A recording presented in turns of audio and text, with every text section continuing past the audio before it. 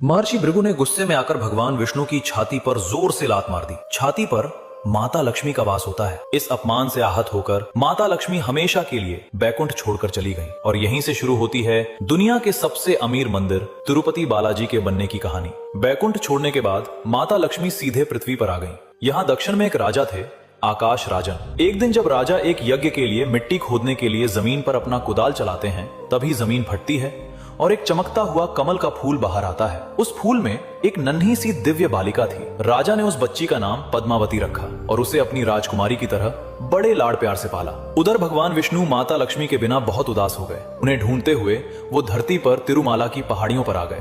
माता के वियोग में वो इतने दुखी थे कि उन्होंने खाना पीना छोड़ दिया और एक चींटी के टीले के अंदर बैठकर गहरे ध्यान में चले गए। भगवान को भूखा देखकर एक गाय रोज उस चींटी के टीले पर जाती और अपना सारा दूध उसके अंदर गिरा देती थी। एक दिन गाय चराने वाले ने यह देख लिया। उसे लगा कि गाय दूध बर्बाद कर रही है। गुस्से में आकर उसने गाय को मारने के लिए अपनी कुल्हाड़ी खींचकर पूरी ताकत से उसकी तरफ फेंक दी। उस बेजुबान गाय को बचाने के लिए भगवान विष्णु तुरंत उस टीले से बाहर निकलकर सामने आ गए और कुल्हाड़ी का वो भयानक वार अपने सिर पर ले लिया। घाव बहुत गहरा था, सिर से खून बहने लगा और उस जगह के बाल हमेशा के लिए झड़ गए। भगवान को दर्द में देखकर वहां मौजूद उनकी एक परम भक्त नीला देवी से रहा नहीं गया। उन्होंने बिना एक पल सोचे तुरंत अपने सबसे सुंदर और घने बाल काटे और भगवान के घाव पर लगा दिए। बाल तुरंत प्रभु के सिर से जुड़ गए। उनका ये बलिदान देखकर भगवान ने नीला देवी को वरदान दिया, कलयुग में जो भी भक्त मेरे दर्शन करने आएगा और अपने बालों का दान करेगा, उसका सारा अहंकार और पाप नष्ट हो जाएगा।